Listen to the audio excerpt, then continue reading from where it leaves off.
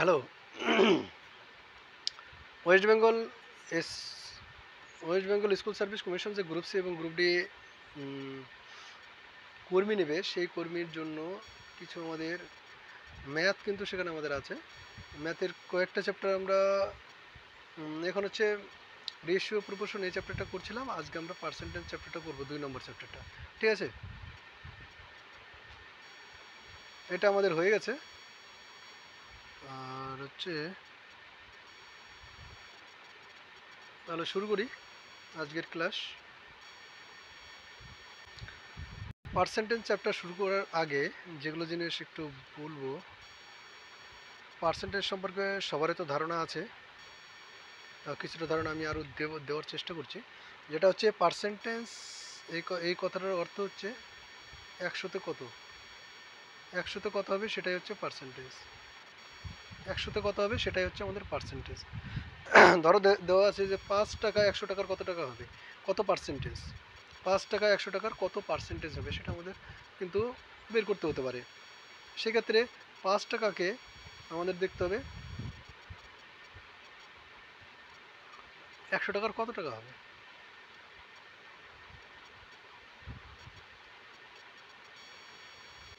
মানে 5%, এই কথার অর্থ হচ্ছে 100 টাকায় 5 টাকা, 100 টাকায় 5 টাকা। যেরকম ধরো যে বললাম যে 5% আমার লাভ হলো, তার মানে 100 টাকায় লাভ হলো আমাদের। 100 টাকায় কিনেছিলাম, মানে ক্রয় মূল্য যদি 100 টাকা হয় তাহলে বিক্রয় মূল্য হচ্ছে 105 টাকা। এরকম আর কি বিষয়টা।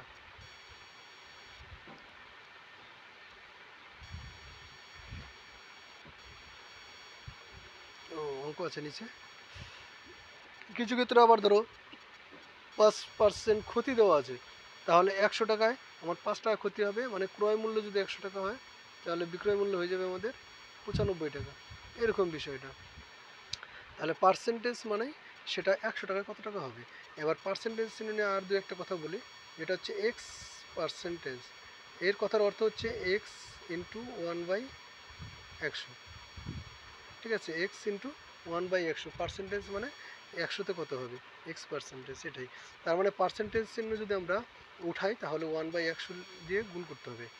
আর যে পার্সেন্টেজ আনতে চাই, তাহলে এখানে যদি আমরা পার্সেন্টেজ নেই, তাহলে এক্স পার্সেন্ট আমাদের যদি আনতে চাই তাহলে আমাদের 100 দিয়ে আবার, মানে পার্সেন্টেজ এটা হচ্ছে 100 সমতুল্য।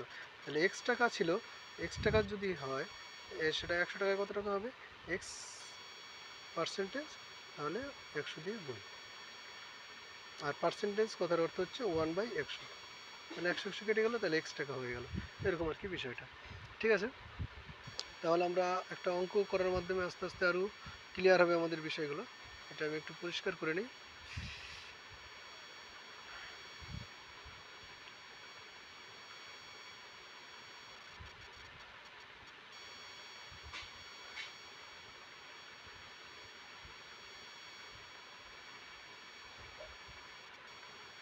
তাহলে শুরু করি।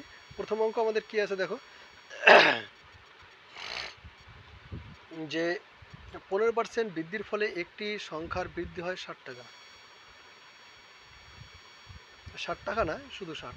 15% বৃদ্ধির ফলে একটি সংখ্যার বৃদ্ধি হয় 60, প্রকৃত সংখ্যাটি কত। তার মানে এখানে বলেছে 15% বৃদ্ধি, মানে 100 টাকায় বৃদ্ধি হয়েছে 15 টাকা। উল্টোভাবে যদি বলি যে 15 টাকা বৃদ্ধি হয়েছে 100 টাকায়, তাহলে এখানে 60 টাকা বৃদ্ধি হয়েছে। কত টাকা বৃদ্ধি হয়েছে, 60। তাহলে 60 টাকায় যদি বৃদ্ধি হয় তাহলে 100 ইন্টু উপরে 60 দিয়ে গুণ, নিচে 15, তাই না। তাহলে 4×15=60 ইকুয়াল টু এখানে চলে আসলো 400। বোঝা গেল, option number B right answer. এটা যদি একটু অন্যভাবে করতে চাও, অন্যভাবে কি করে করবে, সাপোজ এখানে যদি শর্টকাটে করতে চাও, 15 এর 4 গুণ হচ্ছে 60, 15 এর 4 গুণ হচ্ছে 60, তাই কিনা। তাহলে পার্সেন্টেজ মানে কি বলেছিলাম, 100। তাহলে 100কে আমরা 4 দিয়ে গুণ করে দিলাম, এগুলো আমাদের 400। এটা আমাদের অ্যান্সার। দেখতে পাচ্ছ, এটা হচ্ছে শর্টকাটের নিয়ম।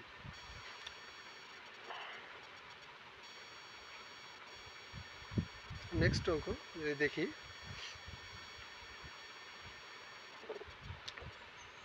গ্রুপ সি এবং গ্রুপ ডিতে খুব একটা টাফ অঙ্ক আসে না, খুব একটা কঠিন অঙ্ক আসে না, মোটামুটি মিডিয়াম রেঞ্জের অঙ্ক আসে এবং ইজি টাইপের অঙ্কগুলো কিন্তু আসে। ইজি টাইপের অঙ্ক আসে, কিন্তু এখন কম্পিটিশন হাই, তোমাদেরকে টাফগুলোও প্র্যাকটিস করতে হবে। বলেছি 12% বৃদ্ধির ফলে একটি 12% বৃদ্ধির ফলে একটি বইয়ের দাম 19.2 টাকা বৃদ্ধি পায়। বইটির বর্ধিত মূল্য কত টাকা হবে? আমরা ওই একইভাবে করতে পারবো, তাই না? আগের অঙ্কটায় 4 একদম আমরা শুধু সাপটা দেখতে পেয়েছিলাম যে 4 গুণ বৃদ্ধি পেয়েছে। এবার কত গুণ বৃদ্ধি পেয়েছে সেটা কি করে পাবো? 60কে 4 দিয়ে ভাগ করে আমরা 60কে 4 দিয়ে কেন 15 দিয়ে ভাগ করতে হবে। 15 দিয়ে যদি ভাগ করি তাহলে 4 গুণ আমরা পেয়েছিলাম। এই অঙ্কটার ক্ষেত্রে 192কে 192 কোথায়, 19.2কে যদি 12 দিয়ে ভাগ করি তাহলে আমরা এত গুণ পাবো। তাহলে এত গুণ আবার 100কে করে দিতে হবে। তাহলে 100কে যদি এত গুণ করি তাহলে আমাদের কত হবে? দেখো তো, কাটাকাটি করলে 12 দিয়ে এটাকে কাটা যাচ্ছে। 12 প্রথমে একবার 1.6 বারং 72, 5 বারং 60,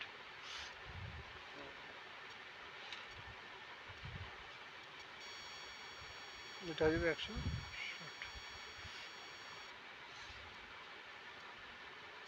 ও, এটা একটু অন্যরকম আছে, এটা এইভাবে হবে না। বর্ধিত মূল্য কত সেটা আমাদের বের করতে বলেছে, ঠিক আছে? অঙ্কটা একটু অন্যরকম হবে। 19 টাকা বৃদ্ধি পেয়েছে, তাহলে বর্ধিত মূল্য কত হবে? 12%-এর ক্ষেত্রে 100 টাকা থাকলে এর বর্ধিত মূল্য হবে 112 টাকা, ঠিক আছে? তাহলে এখানে আমাদের 12%, 12 টাকা বৃদ্ধি হয়েছিল 100 টাকায়, আর বর্ধিত মূল্য হচ্ছে 110 টাকা, তাই কিনা? এবার আমাদের বৃদ্ধি পেয়েছে কত? আগে বৃদ্ধি পেয়েছিল 12 টাকা, এখন বৃদ্ধি পেয়েছে 19.2 টাকা। তাহলে বর্ধিত মূল্য এটা, তাহলে এটা হচ্ছে আগের মূল্য, মূল মূল্য আর কি। এটা হচ্ছে বর্ধিত মূল্য আর এটা হচ্ছে বৃদ্ধি। এইভাবে শর্টকাটে কিন্তু আমরা করব, কারণ এখানে 12 আছে, এখানে 100 আছে, আর এখানে 112টা হচ্ছে বর্ধিত মূল্য। আমাদের বর্ধিত মূল্যটা বের করতে বলেছে। তাহলে 112 ইন্টু, এটা ইন্টু হয়ে যাবে 19.2, আর নিচে চলে আসবে 12, দশমিক উঠাবো না, এমনি কাটাকাটি করব। 1.6, তাহলে 112কে যদি আমরা 1.6 দিয়ে গুণ করি, গুণ করে দেখো 6 দুগুণী 6 আর 2, 6 দুগুণী 12, শেষে 2 আসবে। একমাত্র অপশন নম্বর সি আছে যেখানে শেষে 2 আছে, option number C right answer হবে। গুণ করে দেখবে, ঠিক আছে? নেক্সট অঙ্ক বলেছে একটি বইয়ের দাম 180 টাকা থেকে বেড়ে 216 টাকা হলো। 180 টাকা থেকে বেড়ে 216 টাকা, বইটির দামের বৃদ্ধির হার কত? এই যে হার মানে কিন্তু পার্সেন্টেজ বের করতে হবে আমাদের। 180 টাকা থেকে 216 টাকা হয়েছে 180 টাকা থেকে, তাহলে কত টাকা বৃদ্ধি পেয়েছে? এখানে 36 টাকা বৃদ্ধি পেয়েছে। 180 টাকায় যদি 36 টাকা বৃদ্ধি পায় তাহলে 100 টাকায় কত বৃদ্ধি পেয়েছে সেটা হচ্ছে আমাদের হার বেরোবে, তাই কি না? তাহলে 36 ইন্টু উপরে 100 চলে যাবে, আর নিচে চলে আসবে আমাদের এই 180টা, একটা শূন্য কেটে গেলো, 18 দুগুণে 36, 2 ইকুয়াল টু আসলে আমাদের 20। অপশন নম্বর এ রাইট অ্যান্সার, 20 দেওয়া আছে, ঠিক আছে? নেক্সট অঙ্ক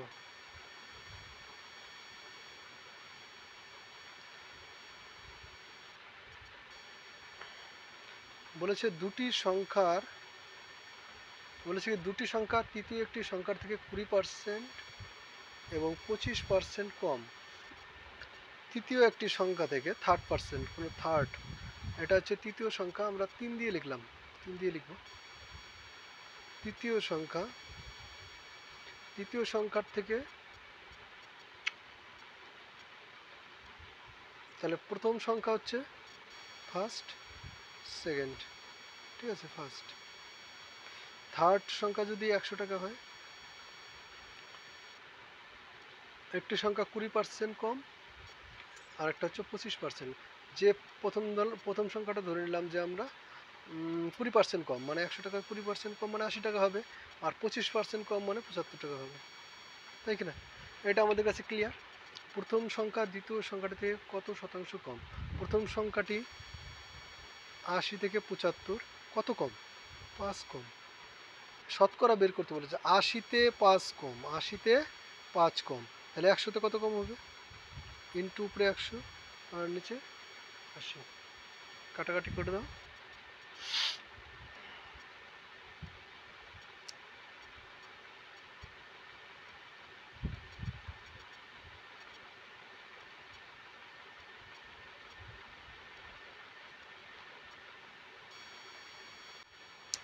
দুই দিয়ে কাটলে আমাদের এখানে 5, 2 দিয়ে কাটলে 4, তার মানে 25/4 আসলো। মোটামুটি 6%, 4 6 24, কোনোটা অ্যান্সারের সাথে মিলছে না, মোটামুটি 6, 6.25 হবে আর কি। তাহলে 6% হবে আমাদের অ্যান্সার। অপশন নম্বর ডি রাইট অ্যান্সার। নেক্সট অঙ্ক বলেছে কি, একটি বাস ও ট্রেন ভাড়া ট্যাক্সি ভাড়ার থেকে 50% এবং 40% কম। ট্যাক্সি ভাড়া, বাস ভাড়া, ট্রেন ভাড়া, ট্যাক্সি বাস ট্রেন। ট্যাক্সি ভাড়া যদি 100 টাকা হয়, বাস ভাড়া বলেছে 50% কম, তার মানে 50 টাকা, আর ট্রেন ভাড়া বলছে 40% কম মানে 60 টাকা। 40 টাকা কম হলে কত হবে? 60 টাকায় হবে না? ট্রেন ভাড়া বাস ভাড়া শতকরা কত? ট্রেন ভাড়া বাস ভাড়া শতকরা কত? তার মানে এখানে বলেছে বাস ভাড়া যদি 100 টাকা হয়, ট্রেন ভাড়া কত টাকা হবে? বাস ভাড়া যদি 100 টাকা হয়, 50 দুগুণে 100, তাহলে ট্রেন ভাড়া কত হবে? ডবল হয়ে যাবে না? 120। এটাই আমাদের answer. Option number C right answer হবে।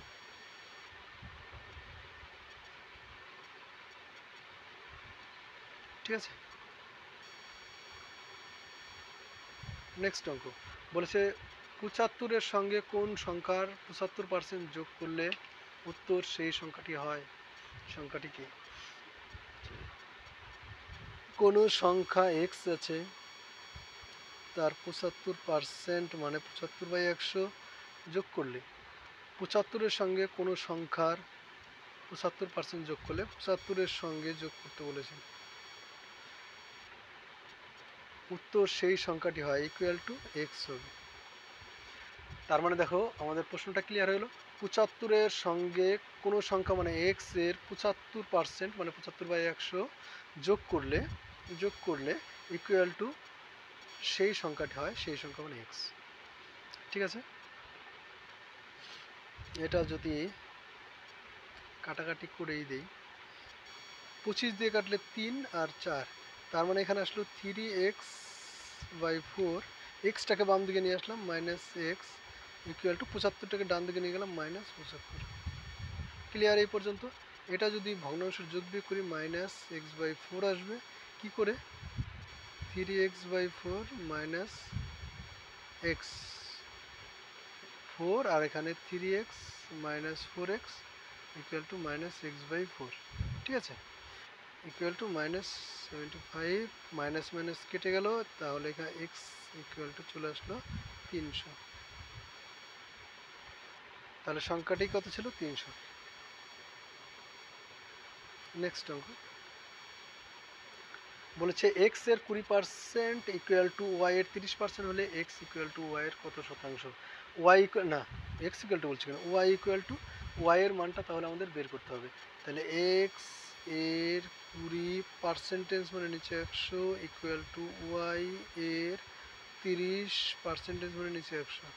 এখান থেকে y এর মানটা বের করতে হবে। y ইকুয়াল টু কত হবে? 100 কেটে গেল, এটা কেটে গেল, তার মানে 3y ইকুয়াল টু আমাদের চলে আসলো 2x। তাহলে y ইকুয়াল টু আমাদের চলে আসলো 2x/3।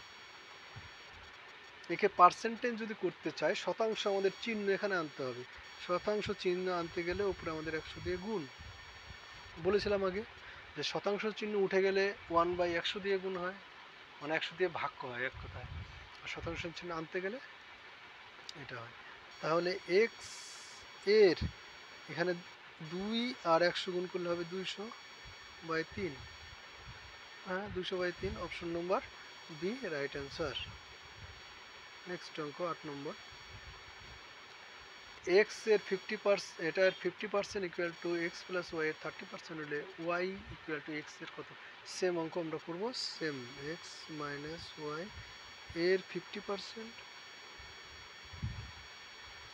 Equal to X plus Y এর 30%।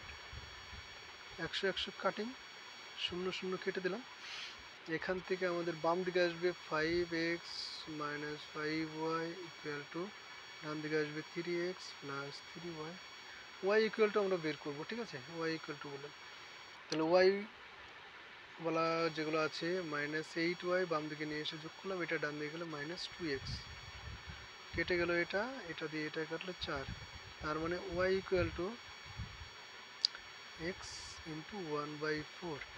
1/4 মানে 25% হবে। এখানে পার্সেন্টেজ চিহ্ন আমাদের আনতে হবে, তার জন্য 100 দিয়ে গুণ, কাটলে 25। তাহলে আমাদের 25% আমাদের অ্যান্সার হবে। অপশন নম্বর সি আমাদের রাইট অ্যান্সার। বোঝা গেল?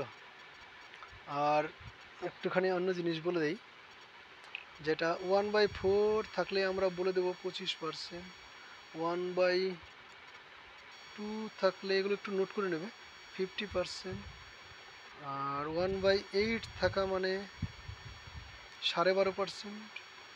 যদি বলো কি করে, তোমরা বের করে দেখবে। 1/16 যদি হয় তাহলে 6.25 হবে, তাই কি না? আরও কিছু আছে, আরও আছে, ধরো যে 3/4 যদি হয় তাহলে সেটা হয়ে যাবে আমাদের 75%। আর 1 মানে 100%, অলওয়েজ 1 মানে 100%, কিছু না থাকলে 100%, ঠিক আছে? নেক্সট অঙ্ক বলেছে, এক ব্যক্তির ভাতা ডিএ মূল বেতনের 140%, ভাতা সহ মূল বেতন 36,000 টাকা হলে মূল বেতন কত টাকা? মূল বেতন মানে 100 টাকা যদি হয়, এর সঙ্গে 140, তাহলে এখানে আমাদের ইকুয়াল টু চলে আসলো 360, না 240,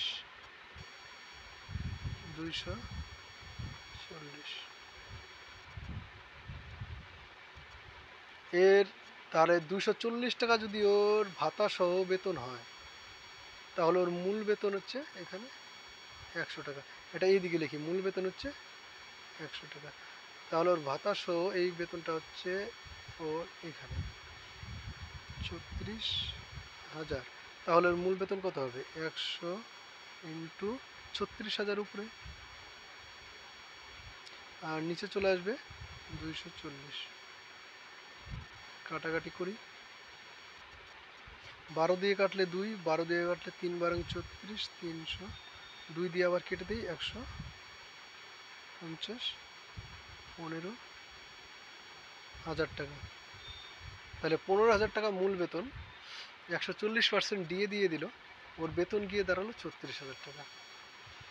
এবার যখন আমি এই জিনিসটা বের করেছি, কোন জিনিসটা বলো তো, 240, এখান থেকে কিন্তু আমি অ্যান্সার বলে দিতে পারতাম।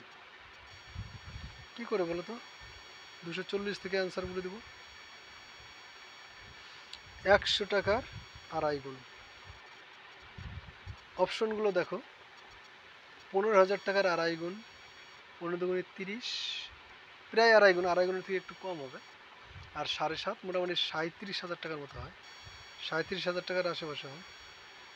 10,000 টাকা আড়াই গুণ করলে 24, এইটা 240 মানে 24,000 হবে। 12,000 টাকার হবে 30। বুঝতে পারছো, এটা শর্টকাটের নিয়ম, অপশন দেখে অ্যান্সার হয়ে যাবে। আর 16,000 টাকার মোটামুটি 39 কি 40,000-এর মতো আশেপাশে আসবে। তাহলে কোনটা অপশন হতে পারে? 36,000 37,000-এর আশেপাশে আছে, এটাই হতে পারে 15,000-এর অ্যান্সার।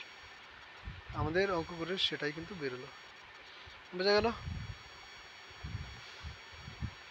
নেক্সট অঙ্ক বলেছে ট্রেন ভাড়া বাস ভাড়ার থেকে 60% বেশি হলে বাস ভাড়া ট্রেন ভাড়া থেকে শতকরা কত? ট্রেন ভাড়া বাস ভাড়ার থেকে 60% বেশি। এখানে বাস ভাড়া যদি 100 টাকা হয়, ট্রেন ভাড়া 160 টাকা, তাহলে কত টাকা কম হলো? 60 টাকা কম হলো। 160 টাকায় হচ্ছে 60 টাকা কম, তাই কি না? তাহলে 100 টাকায় কত কম হবে সেটা আমাদের এখানে বের করতে হবে। এখানেই করে দিই, উপরে 100 হবে আর নিচে 160। কেটে দেই, 4 দিয়ে কাটলে 4 4 16, 4 25 100, আবার 2 দিয়ে কাটলে 2, 2 দিয়ে এটা কাটলে 3, 3 25 হবে 75/2, এটা হবে 37 পূর্ণ 1/2। এখানে 37 আছে, এটা হবে 37 পূর্ণ 1/2 বা 37.5।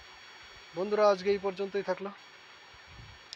সবাই অবশ্যই সাবস্ক্রাইব করে দেবে এবং লাইক অবশ্যই করবে, আর নেক্সট ভিডিও পেয়ে যাবে বেল আইকন বাজিয়ে দিলে।